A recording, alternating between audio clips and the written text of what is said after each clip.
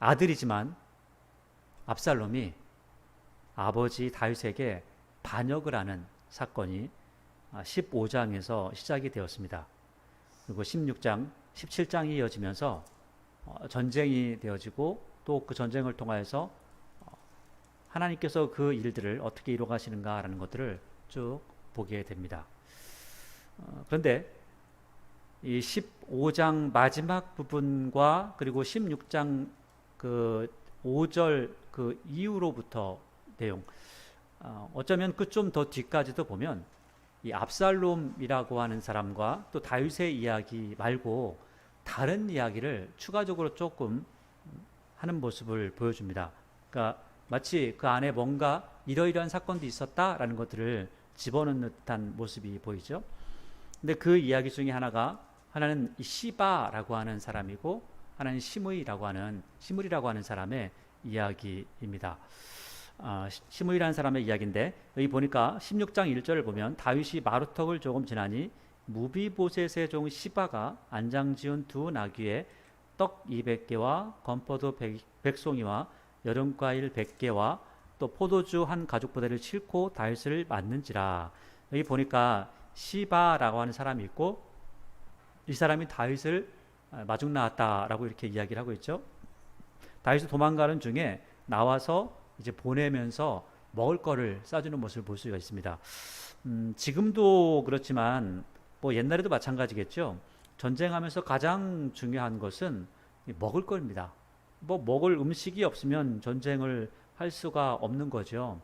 예루살렘이라고 하는 성이 얼마나 난공불락이었냐면 오전에 잠깐 말씀드렸지만 이 예루살렘 성이라는 이 성이 너무나 그 정복하기가 어려워서 이 아시리아 또는 이 바벨론이라고 하는 성들 그 나라들이 와서 이 예루살렘을 차지하려고 했습니다. 차지할 수가 없었죠. 차지할 수 없으니까 결국 어떻게 했냐면 밖에서 진을 치고 2년 3년을 그냥 가만히 있는 겁니다. 가만히 있으면 예루살렘이라고 하는 성이 너무나 견고하지만 이 성 자체는 그렇게 크지 않거든요. 농사를 지을 수는 없습니다. 그래서 안에 있는 먹거리가 다 떨어지고 나면 결국은 항복하겠다라고 하는 그런 모습을 이야기하고 있습니다. 그러니까 옛날 전쟁이라는 것은 먹거리가 가장 중요한 거였죠. 지금도 마찬가지입니다. 이 먹거리가 가장 중요하고 지금도 소리 없는 전쟁이 계속해서 벌어지고 있는데 그 전쟁이 바로 먹거리라고 하는 겁니다. 그래서 지금 뭐 국제적으로 밀값이 올랐다, 뭐 콩값이 올랐다 이렇게 하면서 이런 것들이 오를 때는 굉장히 큰 문제를 일으키는 거죠. 지금 다윗이 쫓겨납니다. 다윗이 도망갑니다. 다윗이 도망갈 때 뭐 먹을 거를 다 챙겨가지고 이것은 먹을 거야, 저건 먹을 거야 이렇게 가져가기가 쉽지 않았을 겁니다. 그냥 막 도망을 가는 중에 다윗이 도망가는 그 상황에 시바라고 하는 사람이 이 다윗을 찾아와서 먹거리를 보태줍니다. 그러니까 다윗에게 도움을 준다는 거죠. 근데 여러분들 다 아시다시피 시바는 누구냐면 무비보셋의 종이었죠. 이게 무비보셋이라고 하는 사람은 이 다윗의 친구라고 했던 요나단의 아들이었습니다. 그러니까 이 무비보셋이라고 하는 사람이 두 다리를 다 절었기 때문에 그가 막 달려오거나 또 어떤 이야기를 하거나 뭐 어떤 일을 벌이지는 못하는 것 같고 아마 시바가 그래서 미리 이렇게 왔던 것 같습니다. 근데 물론 무비보셋이 어떻게 반응을 했는지 또 시바가 진짜 이렇게 했는지 이런 거 정확하게 다 알 수는 없습니다. 그러니까 지금 여기 적혀 있는 걸 보면 시바가 이 이후에 그 되어지는 일들을 여러분들이 보시면서 무비보셋이 거짓말하는 거야, 시바가 거짓말하는 거야, 이것들을 찾기가 참 어렵습니다. 근데 그런 뭐 진위 여부를 성경에서 말씀해주고 있지는 않습니다. 그러나 어떤 사건들이 있었다라는 것만 좀 이야기하니까 그런 모습 보면서 여러분들도 그냥 그런 것들이 중요한 게 아니라 그냥 이런 사건들이 있었구나라는 것만 보면 좋을 것 같습니다. 그 무비보셋이라는 사람이 두 다리를 다 절기 때문에 무비보셋은 막 움직이기가 쉽지 않습니다. 물론 뭐 나귀를 타거나 따르는 뭐 이런 것 저런 걸 통해서 갈 수도 있지만 그 다리가 부러진 상태에서 그냥 놨다 보니까 다리가 굉장히 약해서 막 움직일 수 있는 그런 사람은 아니었던 거죠. 그 반면에 시바라고 하는 사람은 자기의 종들도 있고 또 자기의 힘도 있고 또 가족들의 힘도 있고 그런 사람이었는데 어느 날 갑작스럽게 다윗이 명령하는 바람에 이 무비보셋의 부하가 그 종이 되어버렸죠. 그런 걸 보면 한편으로는 시바가 조금은 불만이 있었을 듯도 한데, 어찌됐든 간에 시바가 아주 적기를 잘, 그 기회를 잘 맞춰서 이 아주 적기에 오늘 다윗을 찾아옵니다. 다윗이 도망가는 아주 궁핍한 상황 중에 먹을 거를 잔뜩 싣고 와서 다윗을 맞이하죠. 그리고 나서 이렇게 맞이합니다. 맞이하니까 왕이 이렇게 이야기하죠.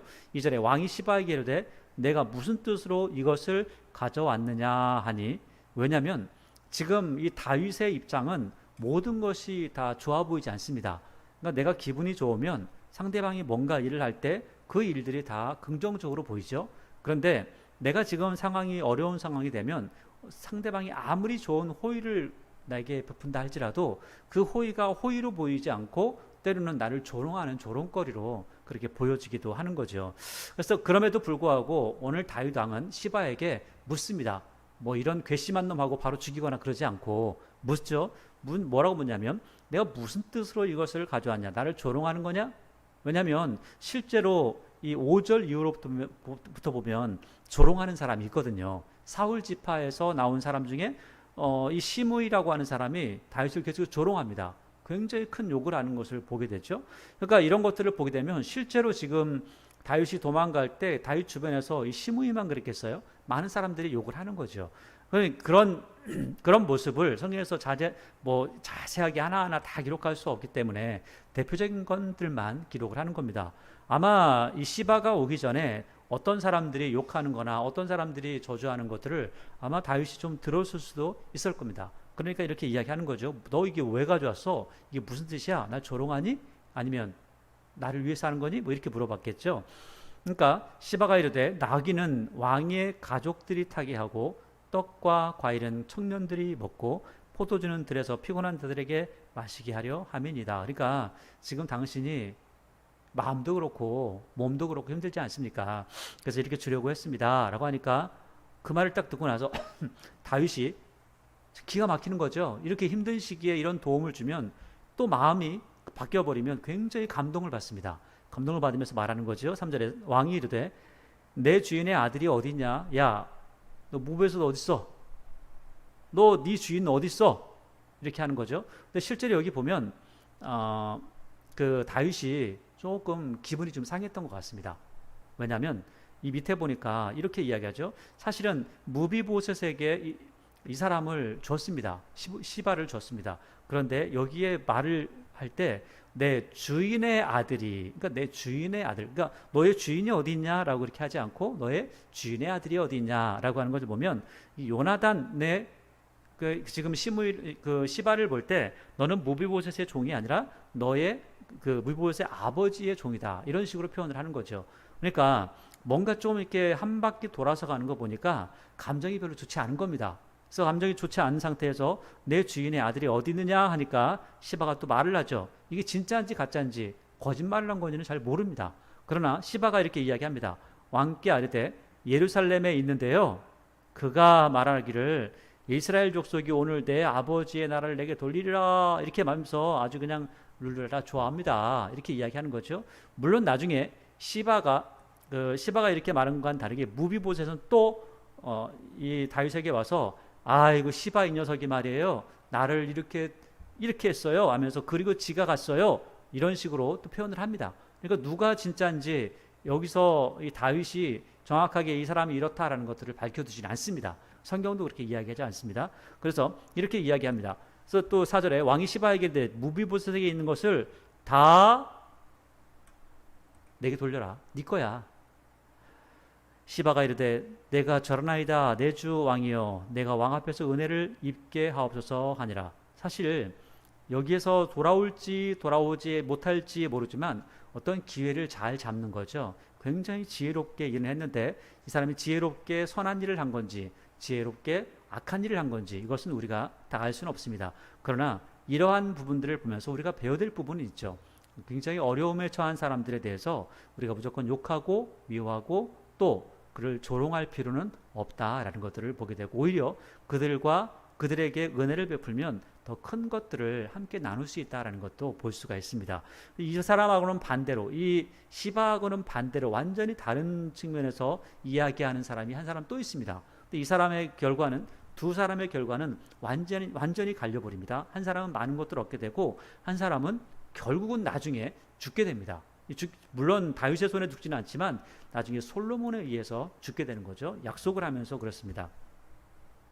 5절에 보니까 다윗 왕이 바후림의 이름에 거기서 사울의 친족 한 사람이 나오는데 이 게라의 아들이고 이름은 시므이입니다. 그가 나오면서 계속해서 저주하는 거죠. 처음부터 나와서 다윗을 보는 순간부터, 아니 멀리서부터 군대를 보는 순간부터 저주를 하는 겁니다.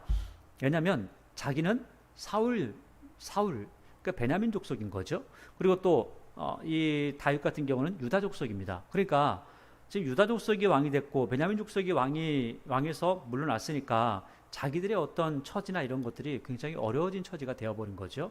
그러다 보니까 자기들이 더 누릴 수 있는 것들을, 예전에는 많이 누렸던 것들을 이제는 누리지 못한다. 그러니까 야 이 녀석아 하면서 욕을 하는데, 여러분들이 그 욕을 하는 모습을 보면서 꼭 생각해야 될 부분이 있습니다. 왜냐하면 지금 우리가 아주 오래된 옛날에 있었던 이야기들을 보면서 하나님 말씀을 생각해 보잖아요. 그런데 그러면 옛날에 있었기 때문에 지금은 이거하고는 전혀 다른 그 양상으로 우리가 살아가고 있다. 그렇지 않습니다. 똑같이 살아가고 있기 때문에 우리가 이 말씀을 보면서 지금 이 시대에도 이 일과 똑같이 이루어진 일들이 너무나 많이 있다는 것을 꼭 살펴보아야 합니다. 그래야 우리가 성경을 통해서 많은 것들을 배울 수가 있는 거죠. 그러니까 6절 보니까 또 다윗과 다윗 왕의 모든 신하들을 향하여, 그러니까 다윗뿐만 아니라 다윗의 모든 신하들을 향해서 돌을 던지고 또 그리고 욕을 하는 거죠. 그때에 모든 백성과 용사들은 다 왕의 좌우에 있었더라. 그러니까 지금 자기 죽을 줄 모르고 지금 막 욕을 하는 겁니다. 욕을 하는데 그 뒤에 보니까 이렇게 이야기해요. 7절에 시므이가 저주하는 가운데 이렇게 말했다는 거예요. 피를 흘린 자여, 사악한 자여, 가거라, 가거라. 자, 보세요. 피 흘린 자라는 것 맞죠? 사악하다. 어떤 면에서 사악하다고 했을까요? 이 부분은 보니까 밧세바를 취할 때는 사악했죠. 그런데 그 사건은 그 사람들까지 다 알 수 있는 사건은 아니었겠죠.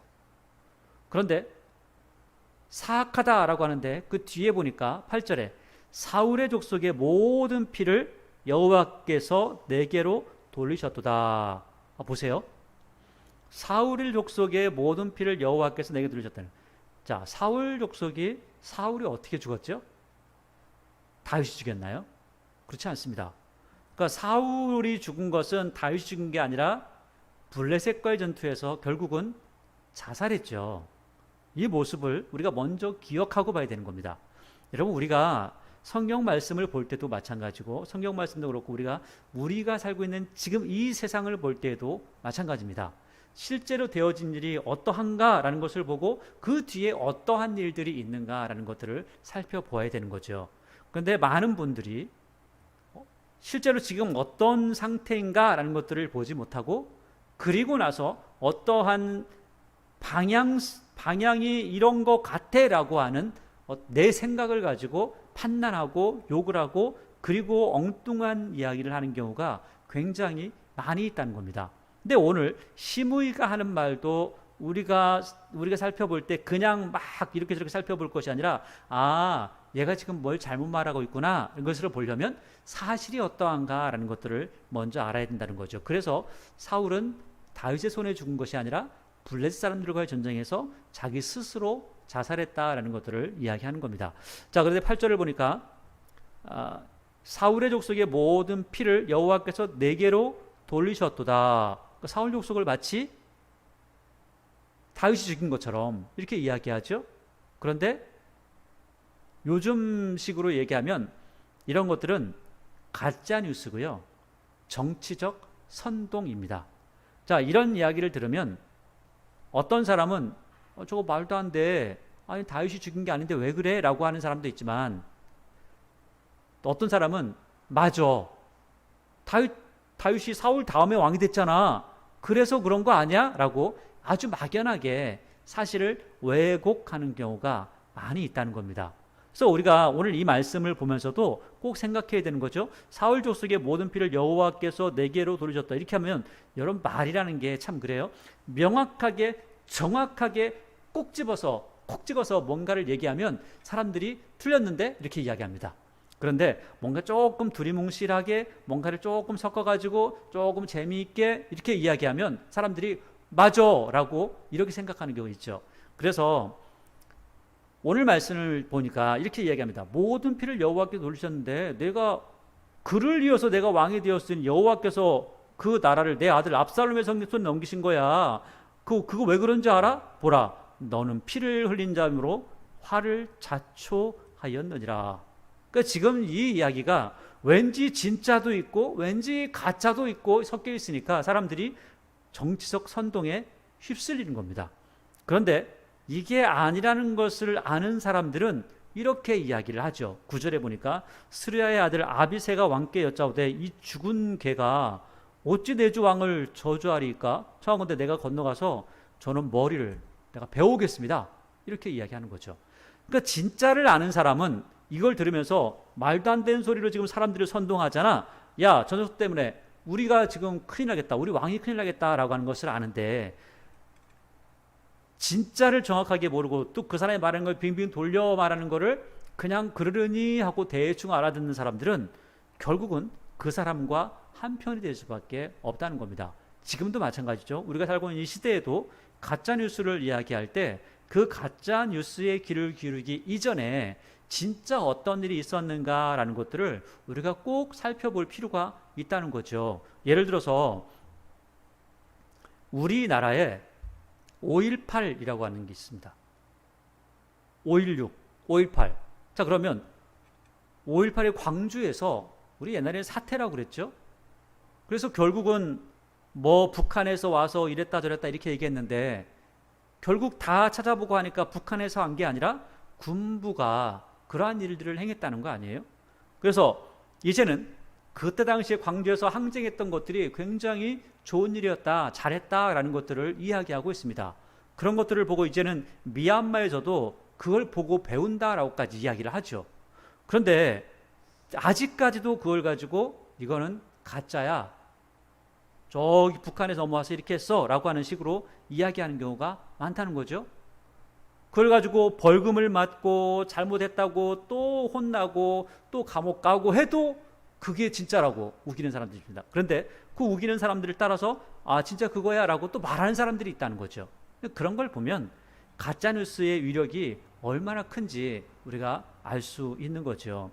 그래서 이스라엘 아들 아비새가 아이고 저 녀석이면 가짜뉴스 이야기하지 않습니까? 저 녀석도 빨리 처치해야지. 그렇지 않으면 그 가짜뉴스가 빨리 퍼집니다 라고 이야기하죠.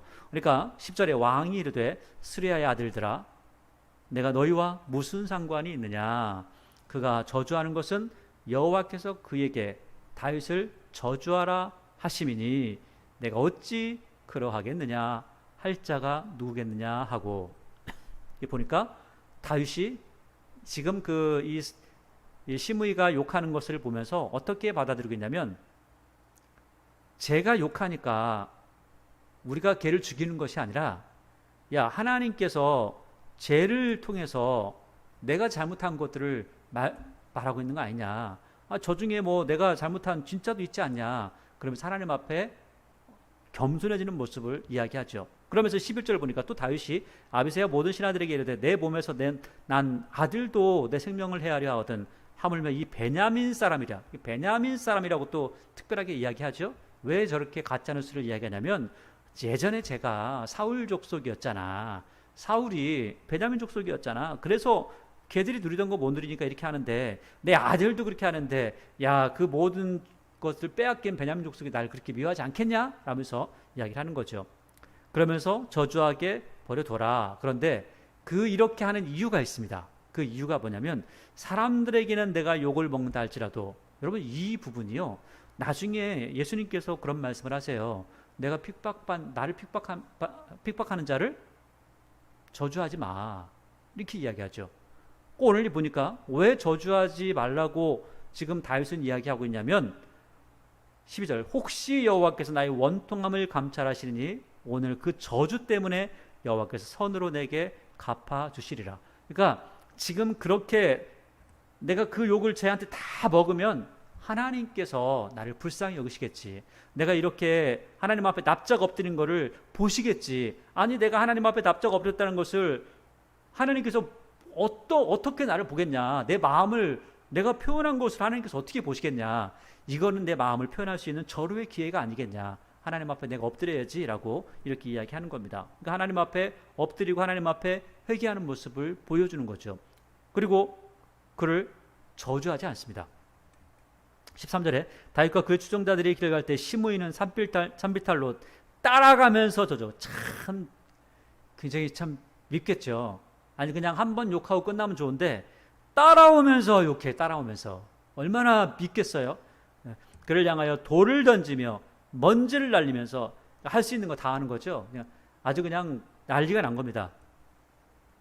그러니까 14절 왕과 그와 함께 있던 백성들이 다 피곤하여 한 곳에 이르러 거기서 쉬니라. 참 지금 그 도망다니는 것도 힘들어 죽겠는데 한 녀석이 와가지고 계속 욕하면서 따라오고, 그러니까 지금 몸도 힘든데 마음도 힘들고 참 여러 가지 상황들이 어려운 그런 상황입니다. 그때에 15절에 압살롬과 모든 이스라엘 백성들이 예루살렘에 이르고 아이도벨도 그와 함께 이른지라. 그러니까 압살롬과 아이도벨이 함께 있었다. 그러니까 이 아이도벨이 어떠한 일을 꾸미는지 또 그리고 후세가 어떤 일을 하는지 그 뒤에 이야기를 쭉 하고 있죠. 16절에 다윗의 친구 아렉 사람 후세가, 자 후세를 이야기할 때 뭐라고 해요? 다윗의 친구라고 얘기하죠. 그러니까 이 아이도벨을 이야기할 때는 다윗의 친구라고 하지 않는데 이 후세를 이야기할 때는 다윗의 친구라고 이렇게 이야기를 하고 있다는 거죠. 자 그런 걸 보면 이 이야기를 역대상에서 이렇게 이야기하고 있습니다. 아이도벨은 왕의 모사가 되었고 아렉 사람 후세는 왕의 벗이 되었다라고 이야기하죠. 그러니까 우리가 오전에 쭉 살펴보니까 이 후세의 이야기를 하면서 야 네가 가가지고 지금 아이도벨이 뭔가 전략을 내놓을 때 너도 전략을 다르게 내놔서 우리를 구해줘야 돼 라고 하는 걸 보니까 이전부터 후세가 아이도벨보다 훨씬 더 나은 그 어떤 지략들을 내놓았다라는 것들을 볼 수 있다고 그랬잖아요. 그러니까 여기에서 똑같은 지략가인데 똑같은 모사인데 그 모사 두 사람 중에 한 사람은 그냥 모사로 끝나는 거고 한 사람은 친구가 될 정도였다는 거예요. 그러면 친구가 될 정도라면 그냥 웬만한 사람을 친구로 두지 않습니다. 정말 믿을 만한 사람, 정말 내 옆에서 나와 함께 잠을 자도 나를 해치지 않을 그럴 존재를 나의 친구로 두는 거죠. 후세가 그런 사람이었고 아이도벨 같은 사람은 지략은 뛰어나지만 조금은 멀리 해놓고 봐야 될 사람이라는 거죠. 우리가 이렇게 역사 속에서 보면 그런 사람들이 굉장히 많이 있죠. 지략가지만 오히려 그 지략가 때문에 망하는 경우도 있고, 왜냐하면 상대방의 편에서 지략을 짜기 때문에 그런 경우도 있고, 때로는 지략가가 그 주인이 죽었음에도, 그러니까 제갈공명 같은 경우는 유비가 죽었음에도 끝까지 그 아들을 지키기 위해서, 그 총나라를 지키기 위해서 끝까지 싸우는 그러한 그 벗 같은 친구 같은 그런 사람도 있는 것을 보게 됩니다. 그래서 이 17절에 보니까 압살롬이 후세에게 말하죠. 이르되 이것이 내가 친구를 후대하는 것이냐? 내가 어찌하여 내 친구와 함께 가지 아니하였느냐? 아니, 지금 압살롬이 볼 때도 후세는 누구하고 친해요? 다윗하고 너무 친한 겁니다. 친구, 그러니까 친구라 할지라도 다윗이 이복의 친구 이렇게 얘기할 수 있지만 후세가 다윗한테 친구야 이렇게 할 수는 없겠죠. 그러나 다윗이 그렇게 친구로 여길 만한 그런 사람이었다는 거죠. 그래서 이제 이 압살롬이 볼 때도 그랬으니까 너 네 친구와 함께 가야지. 너 이게 친구라는 게 말이야. 그럼 되겠냐? 라고 하면 내가 참 그러네요. 이렇게 하지 않죠. 근데 이 18절을 보니까 후세가 지혜롭게 대답합니다. 후세가 압살롬에게 이르되 그렇지 않습니다. 내가 여호와와 이 백성 모든 이스라엘의 택한 자에게 속하여 그와 함께 있을 것이니이다. 아주 지혜롭게 대답을 하는데 뭐라고 하냐면 나는 다윗의 것만이 아닙니다.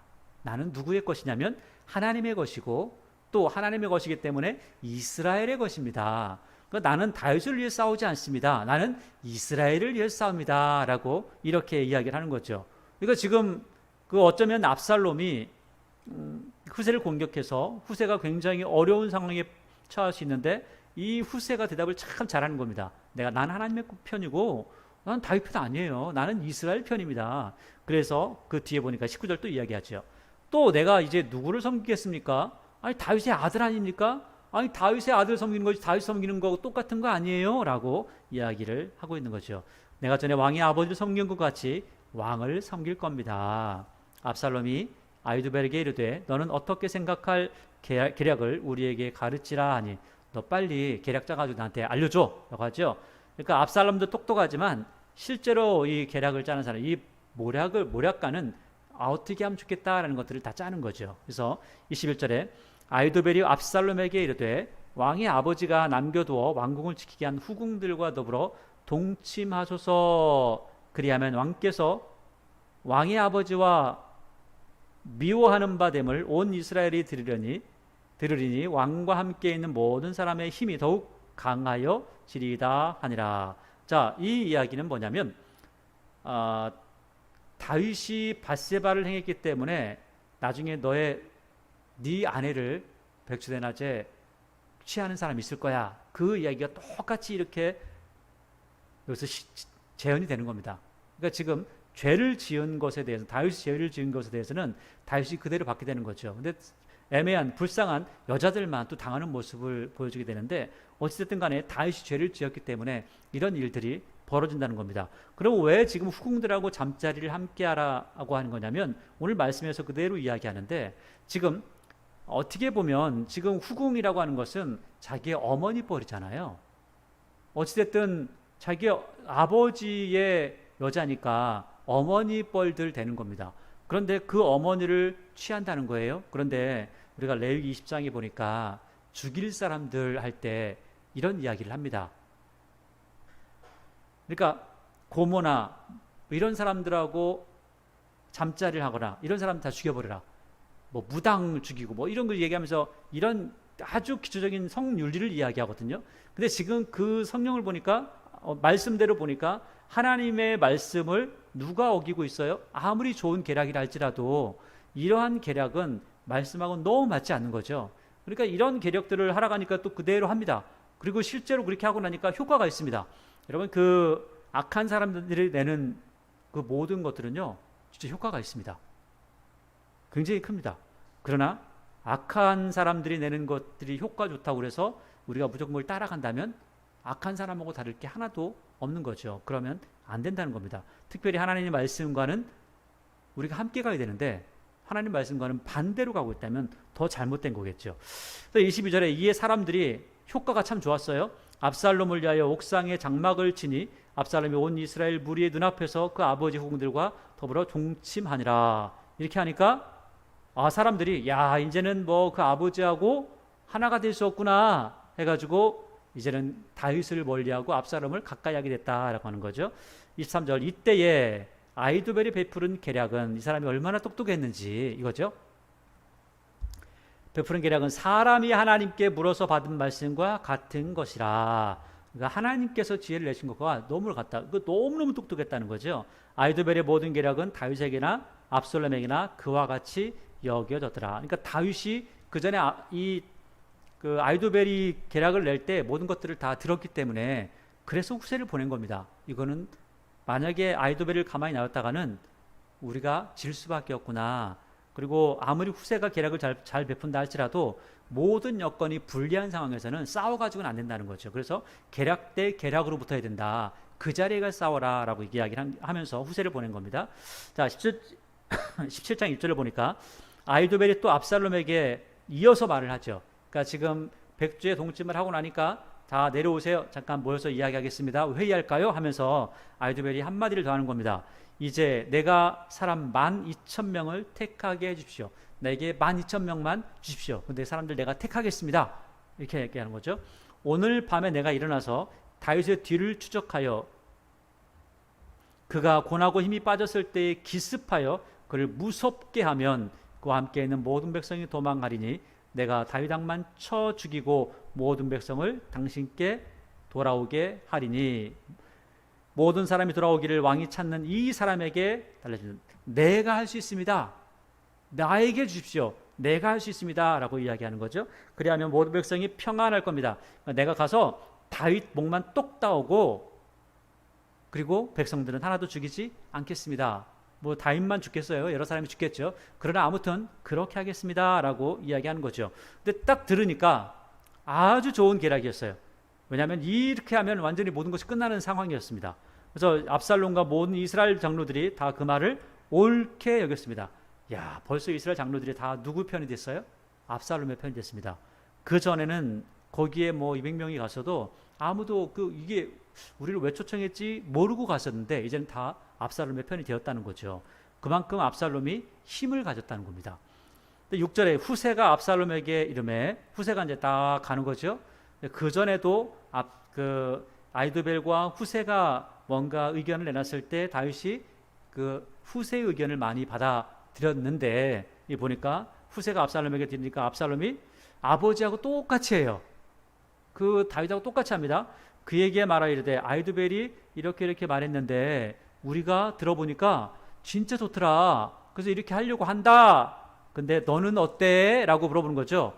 여러분, 원래 이렇게 하려고 한다라고 하면 그게 정말 좋았고 그대로 할 생각이 있었으면 다른 사람 말을 들어요, 안 들어요?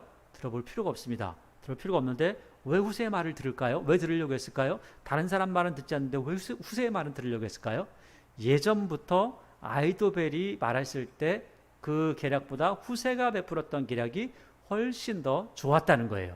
그것을 경험하고 그것을 보아왔고 아버지가 결정한 것을 보았고 실제로 그 결과가 나타난 어떤 것을 봤기 때문에 오늘 후세가 오니까 또 물어보는 거죠. 왜? 그만큼 확실했으니까 물어보는 겁니다. 우리는 이런 일이 저런 일이 있었어 라고 그런 것들을 성경에서 기록하지 않기 때문에 왜 그랬을까라고 하지만 우리가 유추하는 게 죄가 아니라면 유추해서 보게 되면 그 말들 속에 그러한 내용들이 있었다라는 것들을 우리는 충분히 생각을 할 수가 있다는 거죠.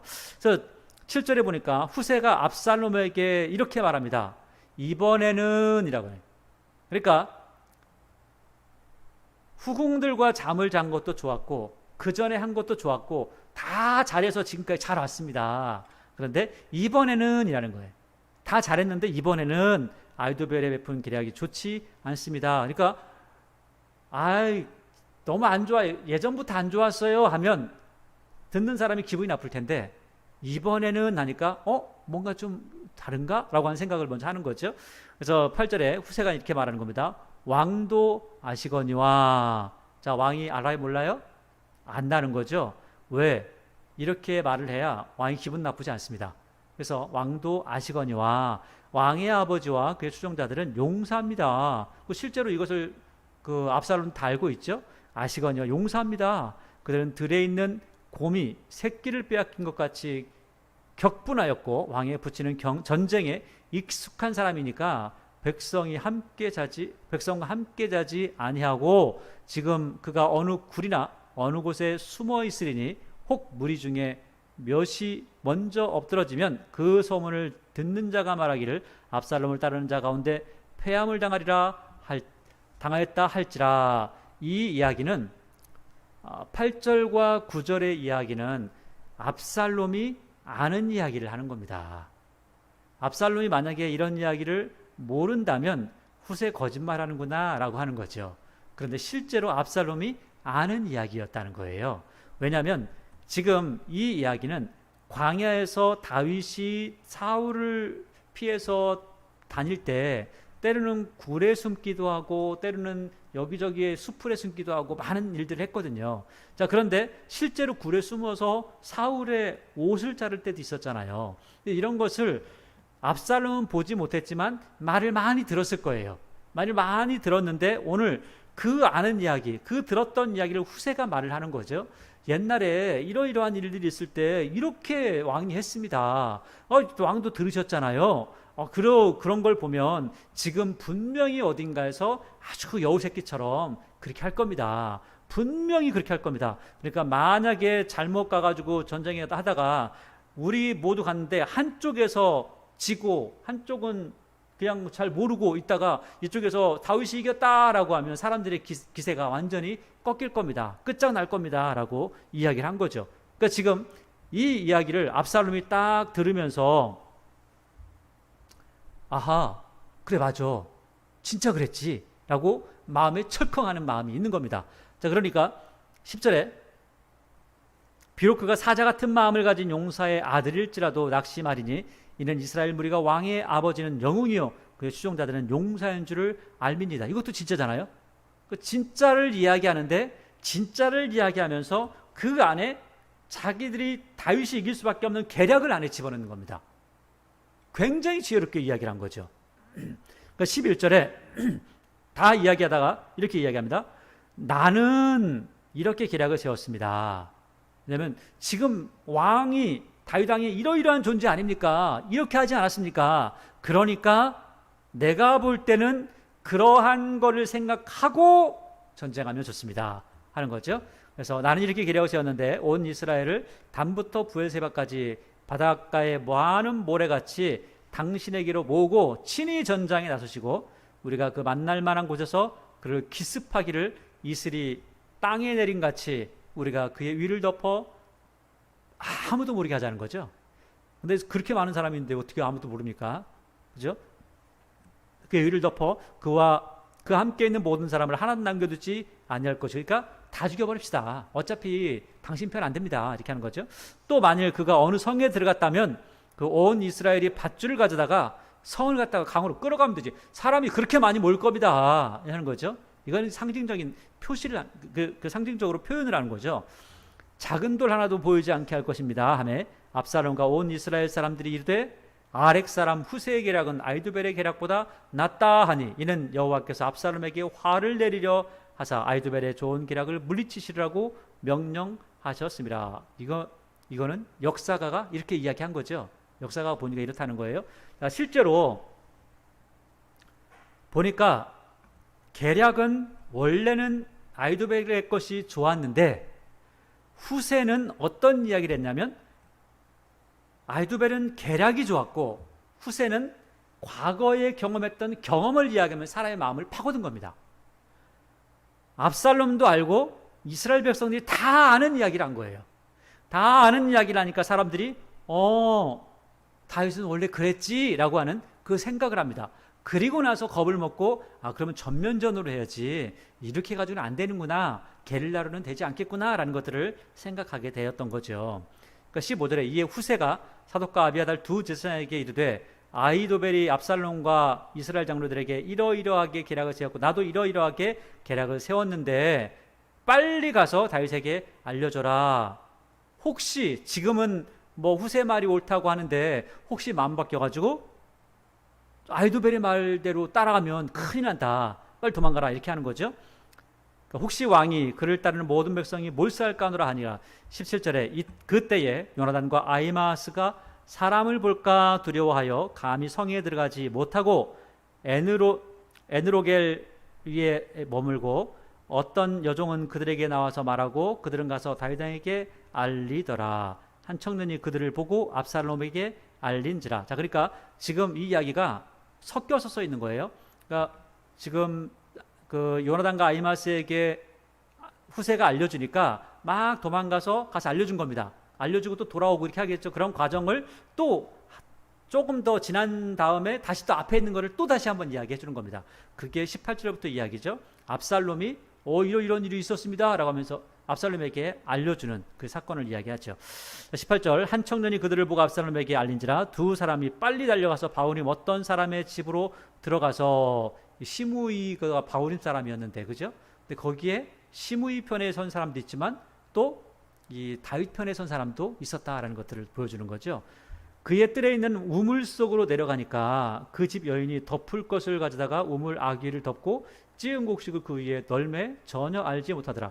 그러니까 여러분 우리나라도 우물이 있잖아요. 우물을 놓고 위를 덮어버립니다. 덮은 다음에 그냥 덮어버리면 혹시 사람이 들어갔다는 걸 알 수 있는데 위에다가 뭘 널어놓으면 사람이 거기 전혀 들어갔을 거라고 상상도 못하는 거죠. 그렇게 합니다. 그러니까 20절에 압살롬의 종들이 그 집에 와서 여인에게 묻습니다. 아히마아스와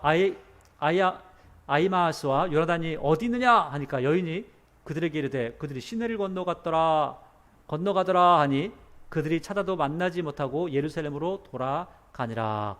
그러니까 지금 못 만났다는 거예요. 이 여자 참 똑똑하죠. 아마도 이 라합이 했던 그 모든 거를 이 여자도 배웠던 것 같아요. 여자도 그냥 지나갔어 하니까는 진짜 같이 지나가서 잡으려고 하죠. 실제로는 지나가지 않고 숨겨뒀던 거죠.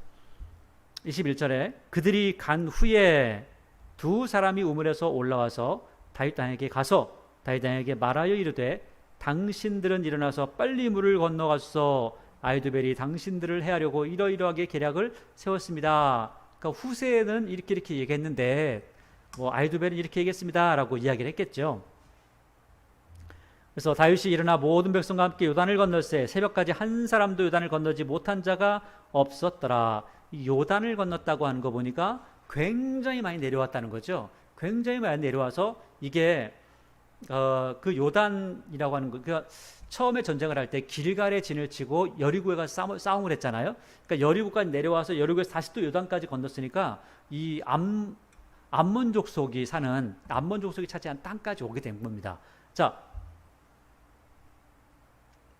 그래서 지금도 이제 거기가 암몬 족속이 살고 있는 요르단이라는 땅이죠. 지금도 그렇습니다.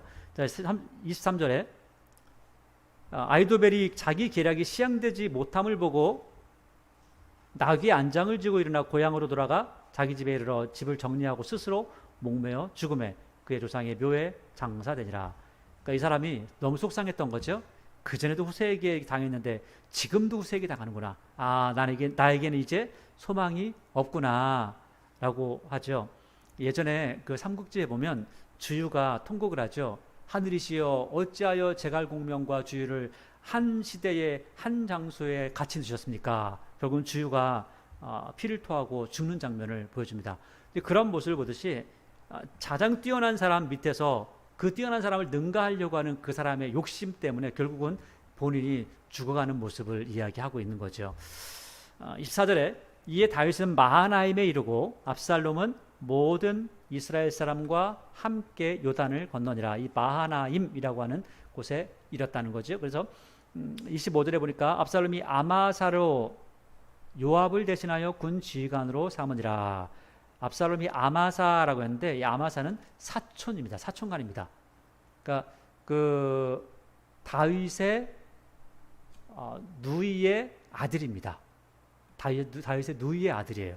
이 아마사라는 요압을 대신하여 군 지휘관을 삼으니라. 아마사는 이스라엘 사람 이드라라 하는 자의 아들이라. 이드라는 나하스의 딸 아비갈과 동침하여 그를 낳았으며 아비갈은 요압의 어머니 스리아의 동생이다. 이 아비갈은 누구라고요? 요압의 어머니 스리아의 동생.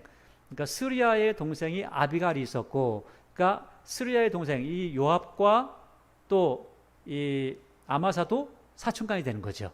그러니까 이 다윗의 집안이 기골이 장대한 집안이었다는 거예요. 장군들이 많이 나올 만큼 싸움도 잘하는 그러한 집안이었다는 겁니다. 26절에 이에 이스라엘 무리와 압살롬이 길르앗 땅에 진이라. 길르앗 땅에 진을 쳤는데 이 길르앗 땅, 그러니까 요단을 건너서 요단 동편으로 왔죠. 근데 이 요단 동편은 누가 차지하고 있다고요? 암몬 족속이 차지하고 있습니다. 자, 그런데 놀라운 것은 27절을 보니까 다윗이 마하나임에 이르렀을 때 암몬 족속에게 속한 랍바 사람, 랍바성을 물리치다가 일이 일어났던 거 아니에요. 그러니까 랍바 사람 나하스의 아들 소바와 로데발 사람 암멜의 아들 마길, 이 사람들, 그 다음에 로글림 길르앗 사람 바르실레 침상과 대야와 질그릇과 밀과 보리와 밀가루와 볶은 곡식과 콩과 팥과 볶은 녹두와 꿀과 버터와 양과 치즈를 가져다가 다윗과 그와 함께한 백성에게 먹게 하였으니 이는 그들 생각에 백성이 들여서 시장하고 공하고 목마르겠다 함이더라. 놀랍죠? 여러분 보세요. 다윗이 마지막까지 전쟁을 했을 때, 그러니까 밧세바를 취하기 전까지 전쟁을 했던 곳, 마지막으로 전쟁한 데가 어디냐면 암몬이라는 동네입니다. 암몬이라는 나라하고 전쟁을 했는데 너무나 암몬을 미워해서 암몬이 너무 악하기 때문에 끝까지 완전히 끝장내겠다 해가지고 지난주 우리가 봤죠? 세대로 나눠가지고 3분의 2는 죽여버리고 3분의 1은 살리고, 그러니까 전체 좀 더 크게 그냥 아주 쉽게 이야기하면 전체 국민의 3분의 2는 죽여버리고 3분의 1만 살리는 정도로, 그 정도까지 했다면 이 다윗이라는 사람에 대해서 암몬 사람들이 어떻게 생각할까요? 원수같이 생각하지 않을까요? 놀라운 일입니다. 여기 다윗에게 먹을 걸 가져온 사람이 누구죠? 암몬 족속이라는 거예요. 놀라운 일이죠. 어떻게 이런 일이 벌어지죠? 그 다음에 길르앗 사람 바르실레가 왔다고 합니다. 길르앗 사람이 누굽니까? 여기 길르앗 사람들은 사울이 죽었을 때 사울의 시체를 거뒀던 사람들이죠. 그러니까 사울과는 굉장히 친한 사람입니다. 물론 다윗이 나중에 길르앗 사람들을 칭찬하고 잘했다라고 하지만 그럼에도 불구하고 이 길르앗 사람들에게 사울이라는 존재는 굉장히 큰 은혜를 베풀었던 사람이라는 거죠. 그런데 이 길르앗 사람들도 누구를 찾아오냐면 다윗을 찾아와서 먹을 것을 줍니다. 왜 먹을 것을 주냐? 이 사람들이 지금 시장하고 힘들 거야. 왜냐하면 이 사람들은 굉장히 궁지에 몰린 사람들이거든요.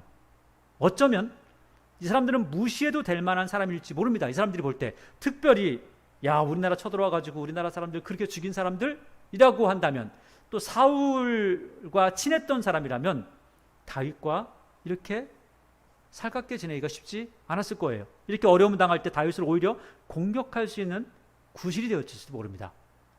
근데 놀랍게도 오늘 그들이 다윗을 먹여 살리고 있습니다. 그 힘을 가지고 나중에 다음 주에 보겠지만 압살롬을 끝장내게 되죠. 왜 이런 일이 있을까요? 잠언서 16장에 보니까 이런 말씀이 있습니다. 사람의 행위가 여호와를 기쁘시게 하면 그 사람의 원수라도 그와 더불어 화목하게 하시느니라. 여러분, 우리의 삶의 목적이 있을 겁니다. 오늘 다윗의 삶의 모습이 있습니다. 다윗의 삶의 목적이 뭐였을까요? 때로 실수한 모습은 있지만 다윗은 자기의 영달을 위해 살지 않았습니다. 자기의 부귀를 위해서 뭔가 행하지도 않습니다. 나라의 왕이 되겠다라고 하는 그 생각도 하지 않습니다. 다윗은 그렇게까지 이야기하죠. 내가 왕 되려고 한 게 아니고 쟤들이 나를 왕 삼았어, 이렇게 이야기합니다. 이스라엘이 왕이 된 것도 되려고 한 것이 아니라 그 사람들이 와서 당신이 왕입니다 라고 이야기를 합니다. 다윗은 자기의 뜻을 행하는 것이 아니라 하나님의 뜻을 행했다는 거죠. 그 중에 한 번 실수를, 어찌 보면 더 많은 악한 일을 했던 사람들에게는 이렇게 큰 하나님의 징벌이 없었습니다. 하나님께서 너무나 사랑하셨고 하나님을 너무나 사랑했던 다윗이었기에 그가 실수한 그 한 가지의 실수, 그 밧세바를 취했던 그 일, 그 남편을 죽였던 그 일들을 보면서 그에게 징계가 오죠. 이렇게 징계가 올 때에도 그가 그 징계 가운데 많은 은혜를 입을 수 있던 건 뭐냐면 하나님을 기쁘시게 하는 삶이었다는 겁니다. 하나님만을 의지하는 삶이었다는 거죠. 왜 그에게 좋은 친구가 있습니까? 하나님을 바라보고 그의 삶을 정결하게 살고자 하는 그의 모습이 있었다는 거죠. 오늘 다윗은 그의 원수들에게 환대를 받습니다. 어찌 보면 우리가 볼 때 용서하지 못할 것 같은 그 사람들이 다윗을 먹여 살립니다. 우리의 행위가 하나님을 기쁘시게 하면 하나님께서는 그 원수라도 같은 편이 되게 하시고 돕게 하신다는 겁니다. 여러분, 오늘 다윗은 도망다니는 중에도 끝까지 하나님의 뜻을 여쭙니다.